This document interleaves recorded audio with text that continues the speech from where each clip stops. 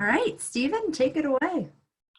Well, my orchestra and my choir teachers got mad at me because it was called the Google Infused Bandroom. So I've gone ahead and changed it.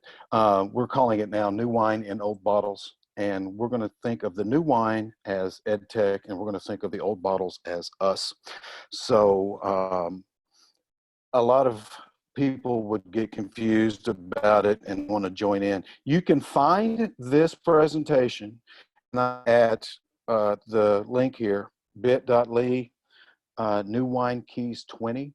And I really recommend you going ahead and taking that URL down. What I've tried to do with this document is make it a living document to where you can, well, if I come across other tools, I can add to this document. And if you have a copy of it, yours will automatically be updated.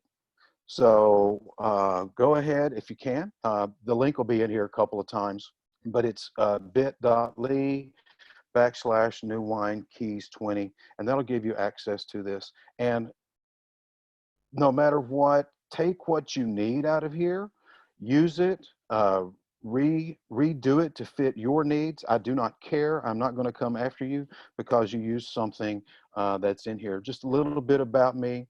We've already established that I am in Kentucky. I'm a middle school band director in Frankfort. I've been teaching, this is year 22. My current job is 6th, 7th, and 8th grade band. I teach a 8th grade jazz band. And in the past, I've taught general music classes as well as music technology classes. This year, my administration thought it would be really cool for me to teach a careers class. I don't know why.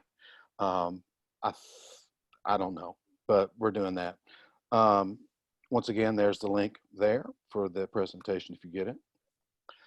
I always like to talk a little bit about my school because my situation need to do certain things and your situation may require you to do something different. But just a little about what we have at Bondurant. We have 773 kids. I did talk to my principal this week. We picked up 10 kids during all this. I don't know how we did it, but during all this pandemic, we've got 10 kids and 6 of those kids are in band. I've never met them. But right now we have about 225 kids in band, 105 kids in choir. We are one-to-one with Chromebooks. All of our kids have them. Not all of our kids take them home. We have some that are users and they will leave them there. But for the most part, especially during this pandemic and this closing, we went ahead and sent a Chromebook home with every kid, even though we still have about, I would say, 45 to 50 kids who said that they don't have internet at home. But with all the freebies that are going out there, hopefully they will get it as we go through. The goal for this session is not only to try to give you some tips and tricks to try to get through what we're going through right now, but I really want to kind of approach this still how we would have done it if we were face to face. Now, like I said, I was really looking forward to getting up there to kind of meet you all in person, but this is where we're at now. So hopefully you can take some of these tools and not only use them now, but use them in the future. Add them to your curriculum as we go forward. I don't want you to think, I've received pushback in Kentucky when I started doing all this because people were thinking that I was trying to replace instruments with technology. And I don't care who you are and how good you are, you can't learn to play an instrument or sing without playing an instrument and singing. And so when we talk about educational technology, we're talking about, I use it as ways to enhance the kids' experience. I am not trying to replace anything. Horns on faces is always greater than any amount of technology that we use. So that's my approach to this, is finding ways to enhance the kids' experience in my rooms. Found these a couple days ago. Speaking of pushback, Socrates was against writing when it first came about because he thought the forgetfulness would harm the learner's soul because they wouldn't use their memory. And then when the printing press came out, people pushed back against it because they didn't think they could learn all the words and they weren't sure all the claims of validity that all these books were putting out. And that's why I went ahead and put that, you know, like today, everything we read on Facebook is true.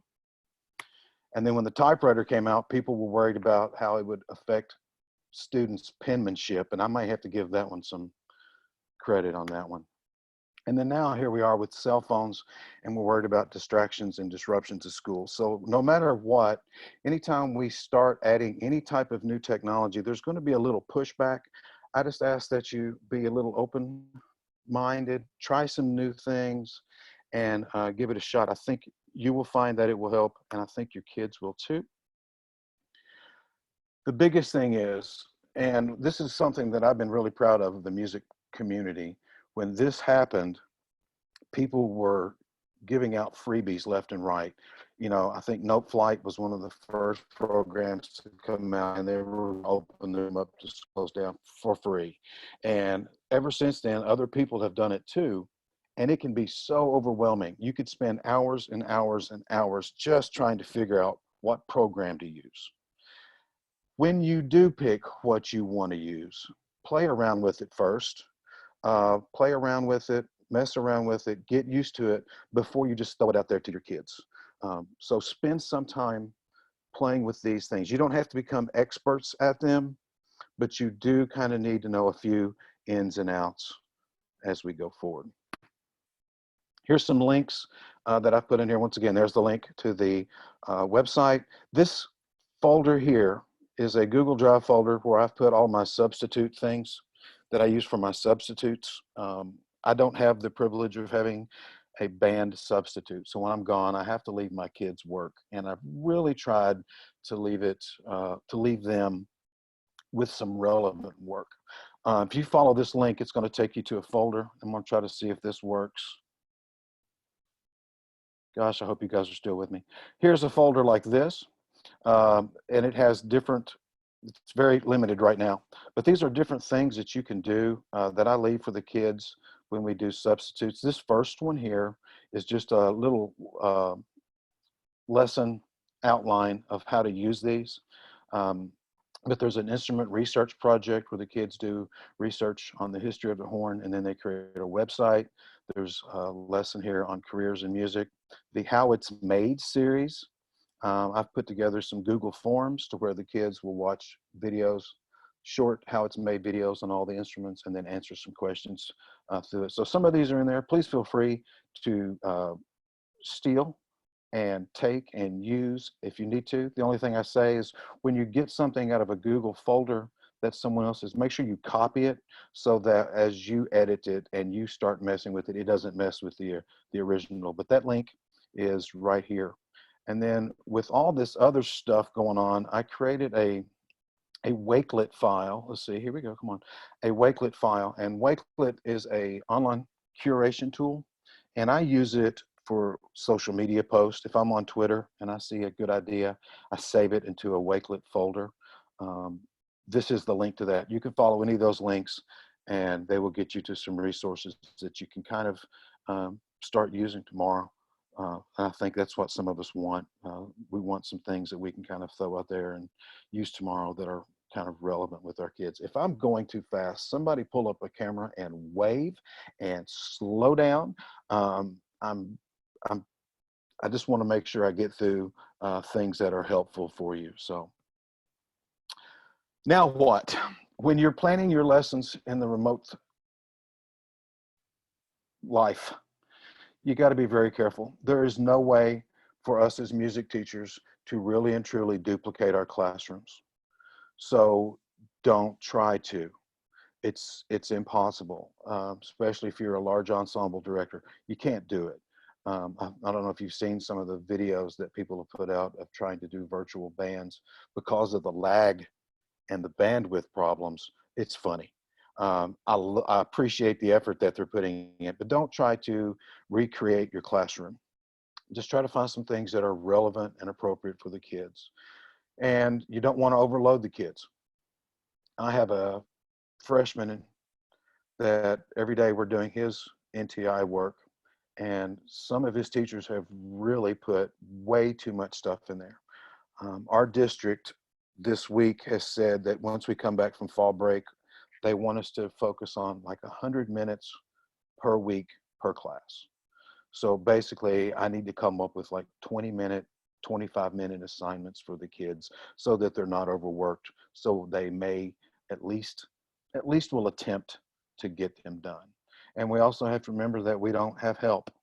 Um, a lot of parents have been great and they want to help and do things, but they really don't know what they're doing.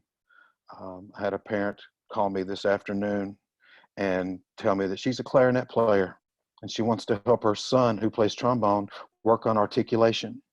And all I said was, don't. Just let him tongue everything. I'll fix it when I get back.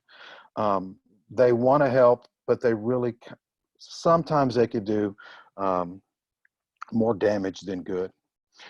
Assign projects in small chunks. Think of things that you can do over several days. My students in band, I got really lucky. 90% of my kids took their horns home.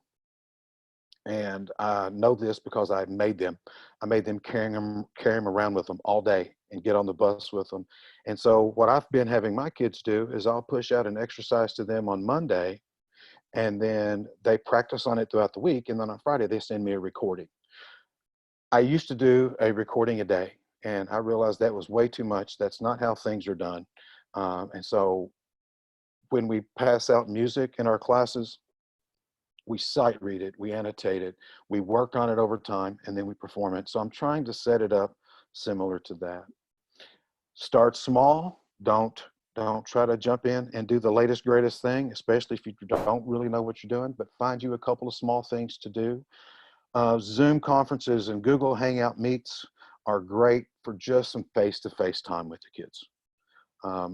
I did one last week and the kids are already begging me for another one because they miss each other.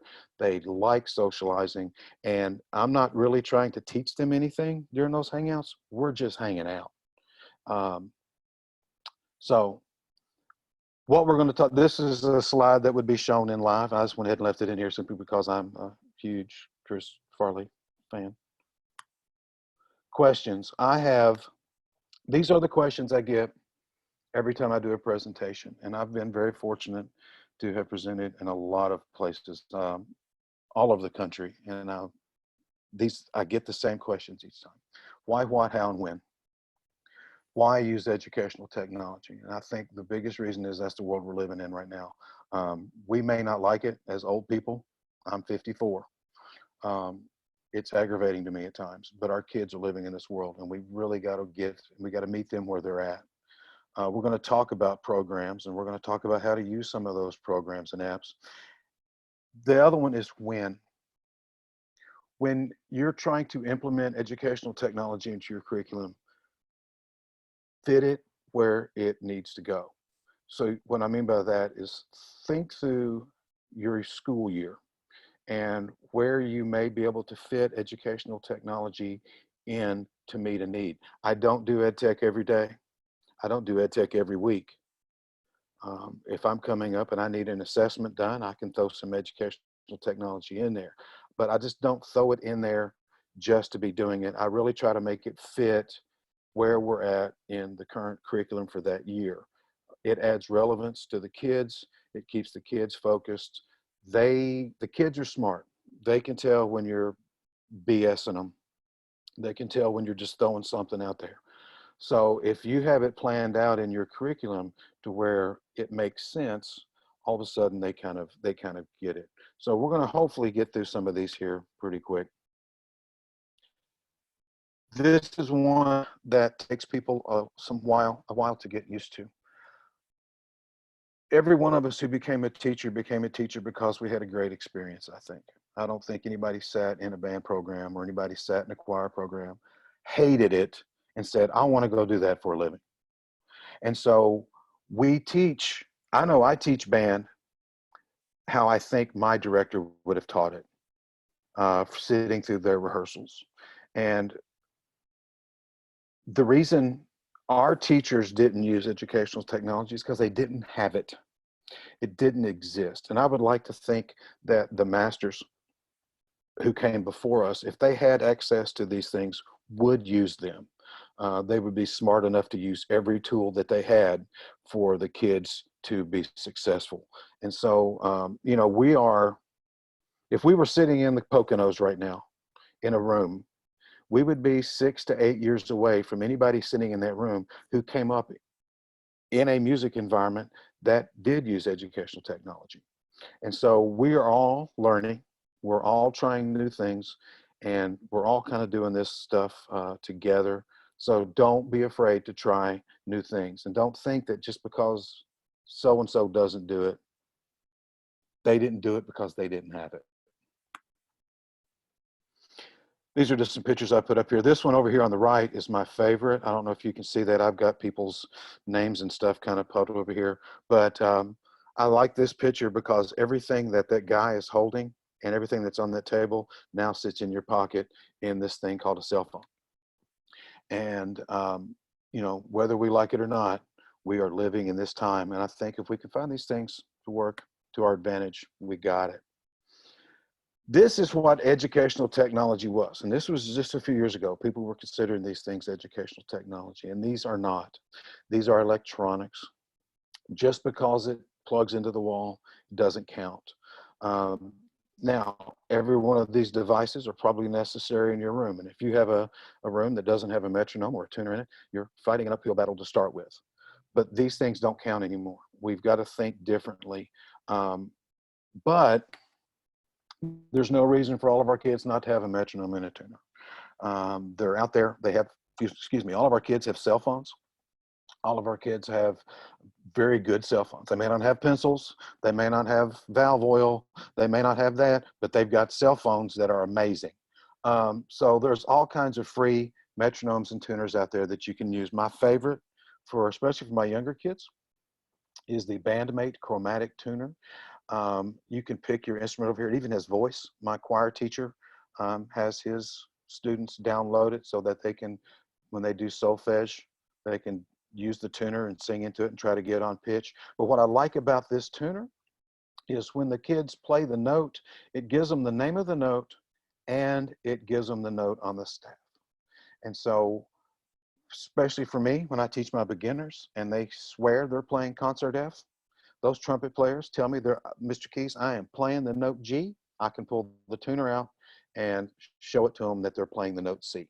We can then talk about airflow. We can then talk about embouchure and airspeed and all this stuff. But it's a really good tuner, and it's absolutely free to download in both app stores, no matter what kind of device you got on. The older kids, some of them get tonal energy. Tonal energy does cost money. So a lot of kids kind of steer away from that because they're trying to go for the free stuff. But it is another really good program for tuners that you can get. And when you play a note perfectly in tune, right in the middle of the screen here is a big old smiley face. So the kids are always shooting for the smiley face. As far as metronomes go, let's be honest, all you need is something that goes click. And so there's hundreds of those out there that you can get. You need something that goes click and then divides the beat a little bit so that you can keep it nice and steady. Now, let's get into the good stuff. I am going to be going in and out of screens. I'm hoping that my hotspot lasts for this, but we're going to kind of get in now to the goods. The first thing I'm going to look at are non-specific music apps. These apps are not created to be used in the music room, but we are. First one is Flipgrid.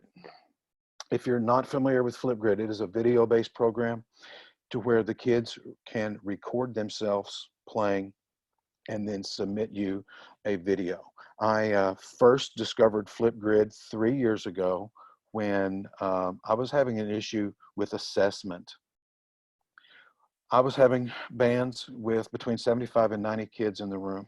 And for me to do even the smallest assessment, going around the room and hearing all the kids play, that was a whole week of rehearsal time taken up. By the time they get their horns out and we get set up and we get warmed up and you go through the announcements that come through and the interruptions and you got to put the horns away, I was losing so much rehearsal time. Then I found Flipgrid, and it allowed me to put an assignment out through Google Classroom. I could email it to the kids. I could send it out through a Remind program. And then the kids click the link, they record themselves playing the exercise. Now, what I like about Flipgrid, and this is the one I have up now. And these are the three for my bands currently. I've deleted a bunch of them just so it's cleaner since we're going through all this COVID stuff, and I think I've even named mine COVID-19. But I'll send the kids a link to this one. They record themselves playing it. I send them. Then here's week 2, and I got to put week 3 up tonight, and I'll do it when we're done here. But the kids record themselves. When they're satisfied, they send it to me.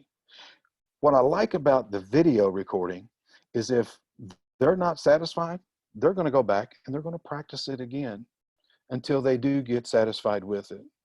I am all about the kids getting it, not the kids getting it right now. And it may take some students longer than others. And so a student may go home, record their flip grid, be satisfied, send it to me. And a kid may practice several times before they get it. Well, okay, great. I'm not going to be mad at a kid for practicing. But this is a link. The word Flipgrid is a link to the Flipgrid site. And down here, there is a PDF about the Educator's Guide to Flipgrid. And I had a video made that walked you through how to set up Flipgrid, but that was from a couple years ago. And it's so outdated right now that I didn't want to send that out. I'm going to try to make a new one for that. But this Educator's Guide here is great. Another thing about Flipgrid, it has a built-in rubric, or you can create your own rubric. So the kids are recording themselves, you're giving them feedback based on your rubric, and it has just been an absolute time saver. Another video program that I like is Screencastify. Screencastify is an extension to Google Chrome. And I don't know if you can see my mouse pointer, but as I bring it up here to the top, here is the Screencastify link. And all you have to do is go to chrome.google.com, and then you'll see a link at the top for extensions. And you just type in Screencastify and add it to it. It allows me to record my entire desktop. It allows me to record individual browser tabs, or it allows me just to use the video and just have the webcam going. It's editable. Kids can record videos. They can trim off the beginnings and end if they go too long. It saves it. You can save it as an MP3. The kids can attach it and send it to you. It's just another way for the kids to record themselves. And I'm a big fan of video recording over audio, because I also want to check the kids' hand positions and embouchure and posture, because all those things I think need to be assessed as well. And so with video, I can do that. With just audio recordings, I can't do that. Screencastify and Flipgrid are both absolutely free.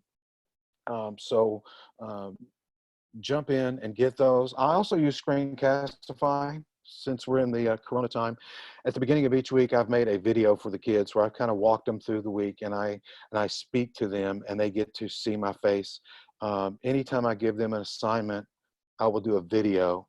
The kids are more apt to watch the short video than to read the instructions if I was to type them out. And so Screencastify is an app. Once you get it and you download it, it'll appear across from your Omnibox with all your other apps up here.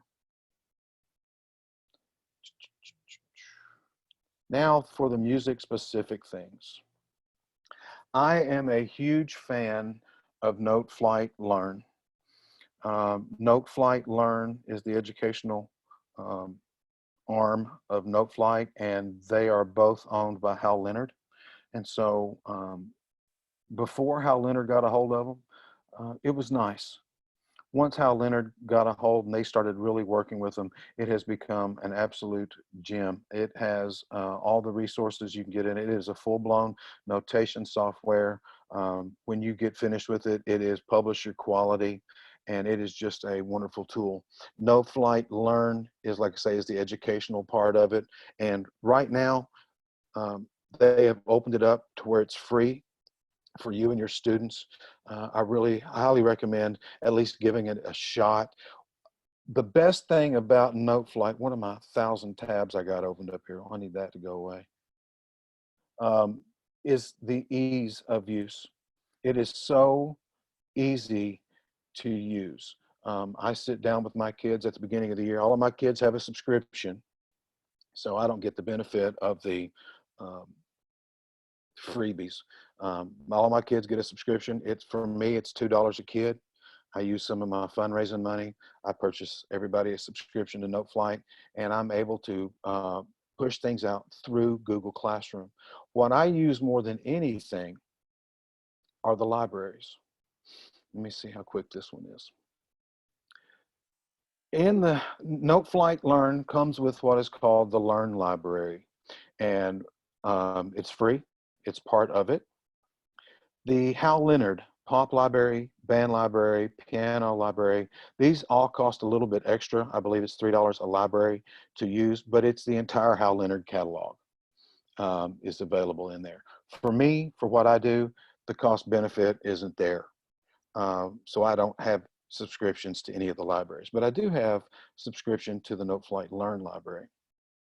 And it has 174 sight reading exercises. It's got 128 scale exercises, theory exercises, composition, melody, chorale. I've been sending out melodies to the kids because they have, if I click on, let's just click on melody here, Bach Air. And it's the same, and they put it in 3 different keys, so you can pick whichever one you want. Alla Turca, Old Lang Syne. All these are out there. But one of the big things that I've been doing, my internet is unstable. That's what it says. Sight reading. I can pick one of these exercises, and I'm just going to go ahead and pick this one because it seems to be the one I pick every time I do this presentation. It pulls up an exercise. Come on, internet. Come on, internet. Looks like this. And so I'm able to come over here and check a copy out. Now, what it does is it makes you check out a copy so that you don't mess up your original. There's been so many times in my life that I've messed up my original copy of something that it's driven me crazy. But now I have this exercise, which I can do anything I want to. I can retitle it. I can put instructions down here. This is the toolbar menu up here, all the different things that you can do. And you can click on this and turn those off and on so that it doesn't get as cluttered. But through NoteFlight, I'm able to take, let me close some of these because this is a little much. I'm able to take this exercise and send it out to my kids once. I don't have to make a trumpet copy. I don't have to make a trombone copy. I have this exercise. I come over to score details, and then I am able to create a Google Classroom assignment and send it out. Now, for us older types, and I will say more seasoned people, using technology may be it may be a little overwhelming for you, it may be a little complicated. The kids will get it. The kids will figure this out. There's been so many times I've sat down at my computer trying to figure something out, and some little munchkin 6th grader will walk up, hit 3 keys on the keyboard and say, there you go. And I'm like, okay, they'll figure it out. Now, what's really cool is once I send this out to everybody, I'm going to hit some buttons. I'm going to hit the concert pitch button. I'm then going to hit the guitar. And what it does is it tells me that this was written for piano. I can then hit the pencil. I can select what instrument I want and hit OK. And now it is written in pitch for trumpet. If that's too high, Command down arrow changes the octave. And I will spend about 15 minutes in one class, and I will go through those steps with my kids. I will send out a couple of exercises with them, and they know to hit the pitchfork, they know to hit the guitar, they know to hit the pencil, and then they select their instrument. And then let's go select another one. Let's do trombone. Once again, changes the clef, puts it in the right key. My little 6th grade trombone players are having a hard time playing F and G, so they hit down arrow, and it puts it in their range. And so I don't have to send out all these individual files. We were working on Kerno's Korean Folk Rhapsody last year. I wanted all of my students to be able to play the melody, and so I I sat down before class, I typed in the melody one time and I sent it out, and the kids were able to sit down in class, they could look the part. That way they had access to play the melody, because the tuba players got tired of playing dotted half notes. And I don't blame them. I'm a tuba player. It pays the bills, but it's not as exciting as the melody. But I've sat there and showed them how to do this, and then they got it. Now, another thing that I showed my kids to do, and I didn't think they would get it as quick. I'm going to take some things off here just to remove them. But I wanted my kids to turn in some rhythm sheets digitally. Um, and so I was trying to sit down one day and think, what can they do to do that? And then so I started looking at the lyrics tool. And so I would put the lyrics tool on, and then the kids would just start typing. They type better than I do. And so you can come up with rhythm sheets and sit down, and the kids can just start typing in the rhythm or whatever counting system you use. I use ones, ands, one E anda for 16th notes, and one lolly, two lolly for triplets. And the kids are able to go through and type those in. And then when they're finished, they just send it out. They send it back to me through Google Classroom. Another feature that Noteflight has is they can actually record themselves in Noteflight. They hit the record button, it gives them a count off, and then they play along with it. It gives the kids an oral model of what to play or sing, and then they play along with it. It helps them learn it. I don't teach my kids rote. I'm a very comprehensive musicianship person. I want my kids to not only play great, I want them to understand it. But we all learn better from listening. We all listen to music all the time. And so by having them have this model that they can listen to, they're going to learn to play it better. And you don't have to use Noteflight's exercises. You can create your own. Um, just come into Score, create. You can set your own stuff up. It is really intuitive.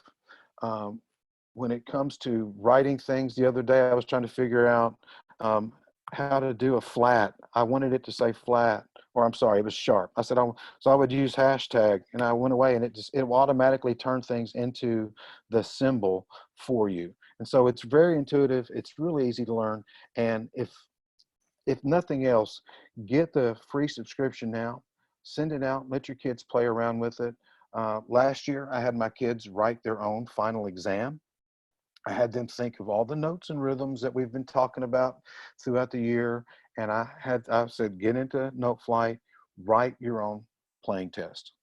For my sixth graders, it had to be 16 measures. For my seventh and eighth graders, it had to be 32 measures. And they really surprised me. They wrote some great stuff. Now, some of it was Scriabin and some very aleatoric music, but some of the things they wrote were really good. And had I not done that, I would have known they had that ability to do that. So get Noteflight, play around with it. The toolbars are here. They have a guide that is the best guide. If you're looking for something and you're not sure where it's at, I need to know where my repeats are. It shows it here, and it shows me where they're at over here. There is also a lot of videos on the Noteflight website on how to do things. A couple of weeks ago, when all this was hitting, they asked me to make a video on how to transpose, like I just went and showed you guys. And I made that video and a few more, and educators all across the country have made video lessons for you to use with it. But Noteflight is a great program. It's worth your time.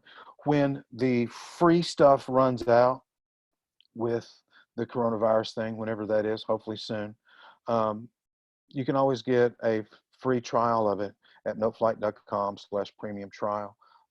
And if you need more time, I guarantee you, if you contact them and say, can I have a few more days with this? They're going to be great, and they're going to give it to you. Another program that I use is Soundtrap. And if you haven't used Soundtrap, it is GarageBand for Chromebooks. But it is just like Noteflight. It is so easy easy to use. It is just drag and drop and go. For me, Soundtrap is an enhancement for my students. I don't use it a ton in class, but the kids like it. The kids like making their own beats. If I'm in here and I'm going to enter this, excuse me, enter the studio, you've got loops, which are just different types of beats put together. They've got guitar, they've got sound effects, they've got, and you just drag and drop them in there.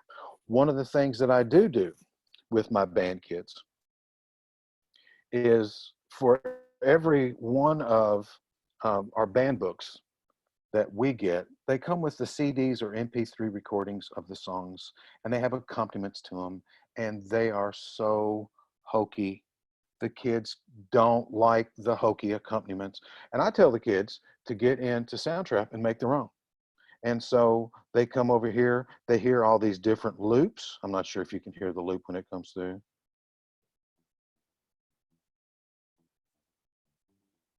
But there's all kinds of, I don't know if you can hear them. Oh, that hurt my face. But I have the kids go in and create their own backgrounds and then record themselves on Screencastify playing a track from the book with their background.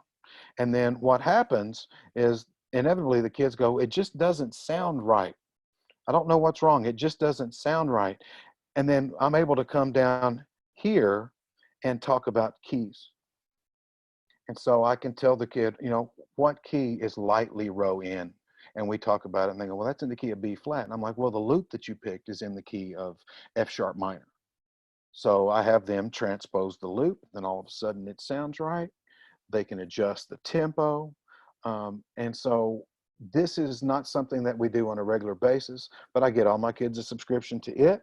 I have them just sit around and mess with it. And like I say, it's just a way for them to have a little bit of fun with some of these things. I think Soundtrap is also doing a free subscription during the coronavirus time as well. So look into them. Flat. Flat is another online music notation program. I don't use Flat for online music notation. I've got some friends that do and they love it. I've just been using Noteflight now for a while, that I'm just sticking with Noteflight. But Flat does have something that is fairly awesome. And they have created an add-on for Google Docs and Google Slides. Now, the add-on is something that someone outside of Google created that works with their things.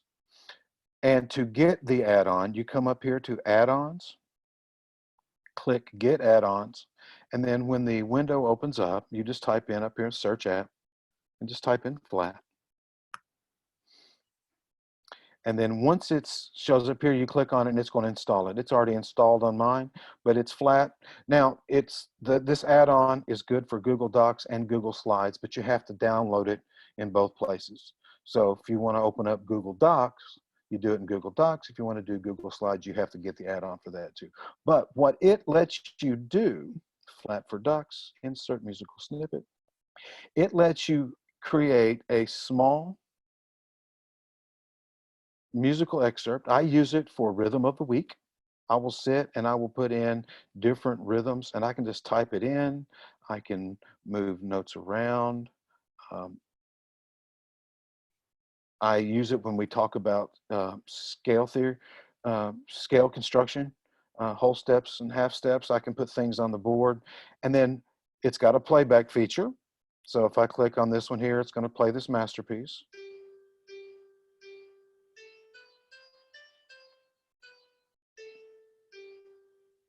Gorgeous, the next great hit. But then I hit insert. And what it does is it takes that little excerpt and puts it inside this Google Doc. And it is now a graphics file. So I can take this now and I can, come on now, come on interrupt. I can copy and paste it, put it in other things. I can take it, I can stretch it out. I can now write on it. And when I go to erase, I don't erase the notes that I put on the board. And I use this a lot. All of my kids have the add-on. when it says musical snippet, they are talking maybe 6 measures at a time, simply because it's just one graphics file. You don't get the playback version once you put it in your doc. And that's a lot of that has to deal with copyright. Google's trying to really play and make sure the copyright is there and fair. But you now have this graphics file. And like I say, I will do rhythm of the week. I will write out a major scale. We'll talk about whole steps and half steps. My choir teacher will use it to teach solfege. Type in just a short, easy thing, and they will be able to sit and go through and do different solfege exercises. And I wish I had this when I was in college, because it would have saved me so much time when it comes to cutting and pasting and typing all of those papers when they wanted musical examples in it. But this is the add-on from Flat. I think it's really worth your time getting and checking in on that one. Music First. Music First is trying to build himself as the learning management system, the LMS, your Google Classroom, your Schoology, whatever you're using for the music teacher. I have not jumped into Music First yet. That is my goal over the next few weeks, to really dive in to Music First and to really explore the features that they have. But they are trying to set up a one-stop shop for music teachers, to where it handles grading, it handles attendance, it handles different programs. And I think they're on their way to doing it. Like I say, I haven't dealt with it a lot. There are a couple of links right here. The Music First brochure is 6 through 12. And then the Music First Junior brochure is K through 5. And there's some things on it that we'll talk about. The programs that Music First offers are right here. You can see it's got Soundtrap and Note Flight in it. And they've got a special thing where if you bundle them together, I think it's $6 a kid, 2 for Note Flight, 4 for Soundtrap. But Sight Reading Factory is, you're able to push out short excerpts to the kids. They play them and they receive a score back from it. Where's the other one? Practice First. Practice First is the equivalent of Smart Music. Like I say, I haven't jumped into it a lot. I do know that next year I am going to be adding the Sight Reading Factory to my Note Flight and my Soundtrap arsenal. But I'm also really going to be looking at the Practice First, because if it does what it says it does, and it's a lot easier to use than some of the other programs, I'm all about it and I want to do that. But the links here to those brochures, and once again, I bet if you contact them, they will give you a free trial so you can kind of sit and see how these things can work for you and your kids. Others to look at. This is where I always feel so confused when I'm done, because I'm going to throw a lot of stuff at you as we go through these next couple of slides. One of the funner, and I can say that because I live in Western Kentucky, one of the funner things that I've come across is Incredibox. And what Incredibox is, it's a visual soundtrap. And it started out as a phone app, but they have eventually moved to where it is online. And I went ahead and pulled one up. This one is called The Love. And they've got, I think, 5 or 6 different different kinds of things that you've got. But once you go to Incredibox.com, you have to click a few buttons to get you just, it's free. It's free, they're good. But I got here to The Love. I'm gonna click The Love. Immediately, the kids are gonna start laughing, because they're gonna go, the dudes ain't got no clothes on. It's just play along with it. But down here, you have all these different clothes. You are going to clothe the dudes. And when you do, they start making beats.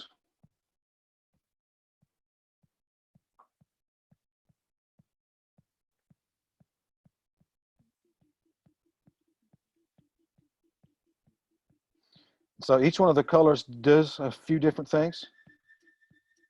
Some are annoying, like that one. So we're going to make that one go away.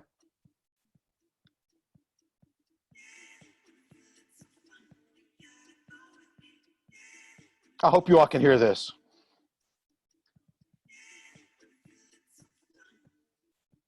Now, what you can also do with Incredibox is you can mix. They can do a little bit of DJing with it, starting and stopping things. You can record once the kids get their creation made. They can download it as an MP3. There is a YouTube channel that people have put together their Incredibox mixes, and it's pretty amazing what they've done. Now, for you choir teachers, my choir teacher started using Incredibox, and he wanted to find a new way to do it. He had the kids create Incredibox mixes using their Chromebooks, but then he wanted them to go off into small groups and try to sing the parts, try to recreate the parts on their own. And it was funny, but it was good. The kids were into it. They were, you know, one guy was just doing the beats, one guy was doing the and so, but they were able to sit and put together some very creative things. Once again, that's not what this was intended for, but that's a way to take some of these this Incredibox tool and turn it into something that maybe work for you and your kids. Here's a link, just a pages of links. As I started to come across things, I would just add them to here. And like I said, this is what I'm going to do with this document. I'm going to sit and as I keep coming across stuff, I'm just going to keep adding and adding to it. These on the left-hand side over here are specific music things. There's Incredibox Music Ed Lab from NYU has the different tools and things that kids can play around with. Music theory and Teoria, they talk about music theory aspects of it. Over here on the right side, these are non-specific tools that you can use. Kahoot, Quizzes, and Quizlet. I want you to kind of think of going out to Buffalo Wild Wings or your favorite eatery, and they have those online quizzes that the questions will come up on the screen, you hit the button, and you get points based on the amount of time, and if you get the right answer. You can create these. I use these for definitions as I go through the band book, especially for my sixth graders. I want them to understand what they're doing. And so I'll throw together a Kahoot, and that'll be over, you know, identify the terms, and then we play some games in the classroom together. Insert Learning is another extension similar to Soundtrap or Screencastify.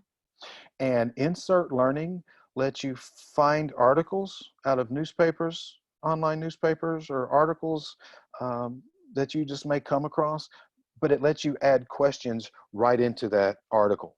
And so you can send that article off to the kids with some questions that you've already added to it. As they read the article, they come to a question, they can answer it, and then when they're finished, they can send it to you. So Insert Learning is an extension. Once again, chrome.google.com, type in Insert Learning, and it will show up in your Omnibox up the top up here. Edpuzzle is very similar to Insert Learning, except it's with videos. You can find YouTube videos from the Khan Academy. I think there's hundreds of thousands of videos that they have access to, that as the kid watches the video, it'll stop and you tell it where to stop and you ask a question. So the kids will watch a video for a few seconds, they'll answer a question, hit go, and it keeps going on. So you take those videos and you can add questions to it and the kids watch it, and it doesn't let them skip automatically then. They have to watch the video and answer each of the questions. ReadWorks is a program to where it's free. It's got articles on every subject matter, including music. A lot of the articles have questions along with them that once the kid reads the article, they answer the questions, and ReadWorks grades it for you. And so you can do the students page and you can see what they scored on the reading. One of the things I'm going to be doing once we get back from spring break is they have program notes from the New York Philharmonic. And so they're going to read the program notes for Rhapsody in Blue. They're then going to go to YouTube and watch and listen to Rhapsody in Blue being played. Then they're going to respond to me in a Google Doc on their thoughts of the piece. And so they're reading program notes that are already created. The YouTube video, there's probably 1,000 Rhapsody in Blues out there. And then they just kind of respond to me. So that's a way to kind of use those things as well. If you teach a general music class, these links here, I'm not clicking on them because a couple of them require some good bandwidth, and I know that I don't have it right now. But these links here were put together by a man named Eric Kurtz. Eric is a technology specialist in Indiana, and he has several districts that he's responsible for, and he does things for every subject. Well, he did one for music a few months back, and I asked him if I could use it, and he said, put it in there. But these are all different games and kind of tools that you can play around with. Groove Pizza, the kids sit around with a big giant pizza, and they just put things together, and beats and things come out. Sing music and inside music, as the kids sing or play, they get visual representation of the sound. One of my favorite that I can't get to work at my house because of my internet situation is Semiconductor. And it is artificial intelligence. And the kid or you're able to stand in front of your webcam picks you up, and you conduct an orchestra. And so if your hands speed up, the orchestra speeds up. If your hands slow down, the orchestra slows down. If your hands go up in the air, the orchestra gets louder. And if your hands go down, the orchestra gets softer. So it's fun to do, and it's fun for the kids to kind of get a feel of what we do up on the magic box. But it's a really good one, but I can't demonstrate it simply because I know my bandwidth is eaten up. But all of these here are links to different things for you to kind of put in. I really have struggled with trying to come up with this presentation because I really wanted to give you some things. I know everybody right now is freaking out with the coronavirus, and we want things to do. I'm hoping that throughout this presentation, you've come across something that you can use. If I was going to give out one piece of advice, it would be don't try to do everything. Pick you out 2 or 3 things that you can do, that you can get comfortable with, that you can send to your kids. A lot of this stuff, I mean, it was, like I said before, it was great that all these companies are throwing all this stuff out there, but man, it can be just overwhelming. And so take your time, breathe. It's going to be okay. And when we do get back to school, and I'm gonna go ahead and say it, when we get back to school next year, let's go ahead and read the writing on the wall. When we get back to school next year, the kids are going to be there. The building is going to be up. Everything's going to be fine. But don't stress the kids out. If you get stressed out with some of this, they're going to stress out. If you give them too much to do, they're going to freak out. Just think small projects, think 1 or 2 things at a time, and you'll be good. All of my contact information is right here. My Twitter handle, that is a great way to get a hold of me. I've got my school email address, my personal email address right here. At any point, if you just want to reach out, you got a question about anything, if I can help in any way, I will. If there's anything on this presentation that you want to use, by all means, take it, use it, steal it, share it. I don't care. I want you to have something that you feel comfortable with your kids. And if you have any questions, this should be interesting how we do the questions with all this, but go. If you have any questions. I was going to say, people can raise their hands and I can. Did all of that come through okay? All that came through great. Okay. Yeah, Okay. sometimes the sound wasn't always there, but you could get the idea of what was going on. If anybody does have any questions, let me know. Let's get something going and we can see what we can take care of. Hey, Stephen, we had a chance on Tuesday for anyone in the state that wanted to get together and kind of pose some questions. And there were some things that came up that we didn't have, nobody that was there really had an answer for. All Do right. you mind if I share a couple of those with you? I'll do my best. Okay. Is there a good way to communicate with the students when you have a large number like 250 people? Is there a good way to communicate with them all at once? For me, it's Google Classroom. Can you show how you would do that? Well, We had a I lot of can. Let questions me see if I get my specific to Google Google Classroom. Classroom. Well, on Google Classroom, once the kids are in there,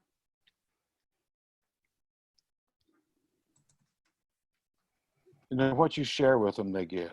I'm going to get rid of some of these slides. I hope we don't need them because this is slowing us down too. Yeah, leave. Once the kids get into Google Classroom, there are several ways to communicate with them. There goes the naked guys. The kids always chuckle when the naked fellas show up. I'll pull up the beginning band one here. On this one here, if I just want to send something out to my kids, I just put it right here in the first window that you open up, and it goes to everybody in the class. Now, what they've changed is if I want to send something out to all of my band kids, I can select all 3 classes. That way I'm only doing it one time. And then I can send in, I can even pick select students if I want to. But then I just type my message here and then I post it, and the kids automatically see it. They get a notification actually that I sent something, and you can add different files to this one. But this is on the very first page under the stream when you do it. Under classwork, that is where you post your assignments. And these are, here I am, COVID week 3. These are the assignments for this band at this point. Anytime I put something in my Google Classroom, they automatically get it as long as they have joined the class. Does that make sense? If the kids aren't in the class, they're not going to get it. Yeah, that makes sense. But the trick is getting the kids in the class. And I will say this, if you are in Google Classroom and you had a classroom in the fall, your class code may have changed. And I don't know why they did that. The kids who are in there, but somebody new, if you haven't met with an old class, you want to check to make sure your class code's the same, because this is not the class code that was at the beginning of the school year. Luckily, all the kids are in there, but that's all right. Go ahead. Anybody else have any questions they wanted to throw out? Yeah, I'm using the Google Classroom, and I've been having my kids submit playing tests through, video playing tests for me. Is there a benefit to using Flipgrid for that? Or Well, is I it just, like I said, well, I like Flipgrid because one, everything, it's just really easy, and it's stored on their servers. I know with Google Classroom and Google Apps, we have unlimited storage and all this, but everything's just stored there. And so, I mean, the kids click on the link that I put in the Google, and then they click on the big green plus sign shows up. They click it and they record themselves, and then they submit it. I just use Flipgrid because it's different. But I do have kids who will send in Screencastify videos. I've got kids who will record themselves on their phone. And yeah, that's what a lot of mine do. And send them that way. Once again, it doesn't matter. Yeah, okay. I'm just, like I say, I've been using Flipgrid for 3 years now. My kids are used to it. I'm used to it. Is that free, or is there a cost to that? No, it's absolutely free. Microsoft bought them last year, and it was completely free. I know one of the other things that I like about it is the high school band director that I teach with, she's a co-teacher on my Flipgrid, and so she has access to them too. And so next week, we're sending out high school audition music for next year to all the kids, and then we're going to sit down and just watch Flipgrids and put our kids in what band they need to go in and all that stuff as we get through it. Okay, and I have a second part. So is your note flight pretty much synonymous with smart music? Is it doing the same thing as smart music? Or is there a benefit? Do you know smart music? I know smart music a little bit. It's, for me, it's too complicated. The learning curve for me is off. The one thing Note Flight doesn't do is grade it. Mm-hmm. But as I put an exercise up, and I can say it can be anything that they've had, or it can be something that I created. They play along with it, and I have access to go back and listen to it. I like listening to my kids most of the time. I've got a few that I don't like listening to, but they're good kids. I would rather assign the grade rather than have the machine assign the grade. Mm-hmm. And so I'm just, for me, Smart Music sent me a free thing to use and to mess around with. Right. And I need easy. And it wasn't as easy as I'd wanted it to be. All right. Thanks. You're welcome. We have a question. Do you have trouble with confidentiality and your videos seeing into the kids' homes? No, we have a document that all the kids sign at the beginning of the year, the media thing. I guess every school does that, and this is covered under that. The kids know. Well, I'm gonna go ahead and say it. At first, when you start using videos and you start using Flipgrid, they're gonna have fun with it, and they're gonna try to create the next viral video. I had a couple of tuba players who were amazing, and it's always tuba players and drummers, but they created some really funny videos. I let them get it out of their system. I did, but then I went in and I deleted them. And so the instructions that I give my kids now are, I want you to perform as artistic as possible. And so I don't tell them, I don't try to be real rigid and strict with them. I'm just like, be artistic. And so they'll set the camera up to where they can see them. I can see their faces and how they're sitting, and they play, and then they turn it in. But as far as the confidentiality thing goes, so far, I haven't seen anything I shouldn't see. But it's like anything else. They're talking about now, a lot of people are upset at Zoom because some of the things that Zoom had, some of the safety nets aren't built in as strict as they had thought they would be. But I think with a program like Zoom, people are posting links like out in the world saying, hey, join my Zoom. And there are trolls out there who are finding these links, and all of a sudden they join in. The next thing you know, instead of me looking at Terry and Abby and Kathleen, I'm looking at porn and porn and porn because they've done that. But if you share your links internally, like I put mine in Google Classroom, or I'll send mine out in an email to the kids, I haven't had any problem with it. But there's always, now you've got me thinking that I'm going to get in trouble. Nicole Roscoe, did you want to unmute yourself and ask your question? Sure. My question was along the same lines with Smart Music. I currently use Smart Music heavily, and I know Note Flight obviously is more of the notation. It doesn't have the interactivity that Smart Music has. Finale works interchangeably with Smart Music very well. However, I don't have Finale and I don't know Finale. I use Sibelius, but it doesn't communicate with Smart Music. Does anybody here have any idea if there's an easier notation software that would communicate with Smart Music better? Well, I'm not sure about what all go in communicating with Smart Music. I know with all the programs, you can save them as XML files, you can save them as audio files, and sometimes, MP3s. And sometimes when you save any kind of file as like an XML, any other program can read it, supposedly. That's what they tell me. Okay. I know I've used Finale from Finale 1. I've got every upgrade. As a matter of fact, I was one of the student workers who installed it on the computers at the University of Kentucky when it first came out.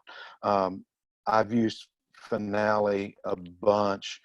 Finale is just so expensive for the kids to get a copy of. And then Note Flight is, like I say, it's $2 a kid. It's done everything that I've wanted it to do. The kids do play along with it. I'm thinking maybe if you saved it as an XML, you might be able to upload it into Smart Music that way. Okay. Thank you.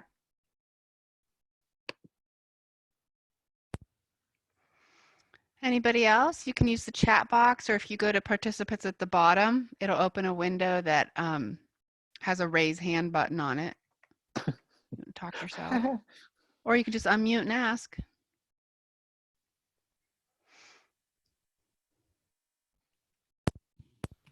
Hi. I just wanted to ask, when you're working with your students, is all of your work required or is it all optional at this point?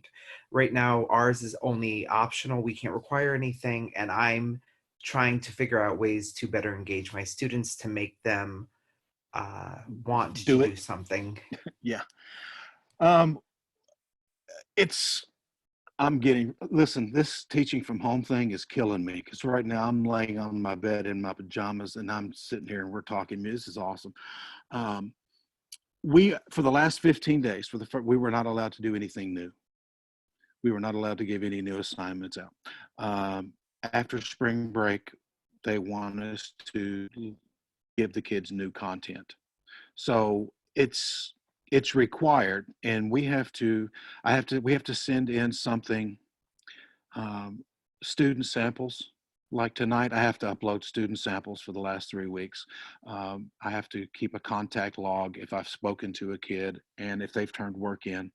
And that's how the state of Kentucky is working. That's from the Department of Education, how they're working their grant funding for all of this. I will say, for me, I am thoroughly pleased. I'm at 85 to 90% participation right now. The 10% that I'm not getting is from kids that don't have internet, and so they had to do packets. And I tried to make the packets relevant, but yeah, we can't really and truly grade these assignments because of the inadequate access from all of the students. And so as you're putting your lessons together and as you're thinking through these things, your job is not to set the world on fire. Your job is to give them something that is relevant. And I think if you got the kids on soundtrack and let them sit around and create rap beats, and then maybe I had a kid create a coronavirus song. I said, that was your assignment. I want you to create me a new coronavirus rap. And he did, and it was funny. One of the assignments that I did with my music technology class is we listened to Happy by Pharrell Williams, and I had them try to recreate it in Soundtrap. Listen for all the different sounds and try to recreate the thing. So I think if you get something like Soundtrap or even Incredibox that is more like the music they listen to now, I think you may be able to get some engagement out of it. And I know in Soundtrap, they have an educator section that has a bunch of lesson ideas that have already been put together by different people. And you can kind of pull some ideas out of that. Once again, it's not about coming up with the next greatest thing. It's about survival right now. Survive and advance. Let's keep the kids engaged, keep them going. So think of things like that. Nobody likes doing worksheets. They told us on a Thursday that we needed to have 15 days worth of work ready by tomorrow, by the next Friday. And so everybody was scrambling to get worksheets copied. And then I was like, wait a minute, what are we doing? We're killing trees. The kids aren't going to do these worksheets. And so I kind of stopped and rethought how I was going to do my remote learning stuff. But I mean, you got to do what you got to do. But I think if you get the free subscription to Soundtrap, and if you're in Google Classroom, you can add the kids through Google Classroom to Soundtrap, and they would automatically have it. All they got to do is click and go. Thank you.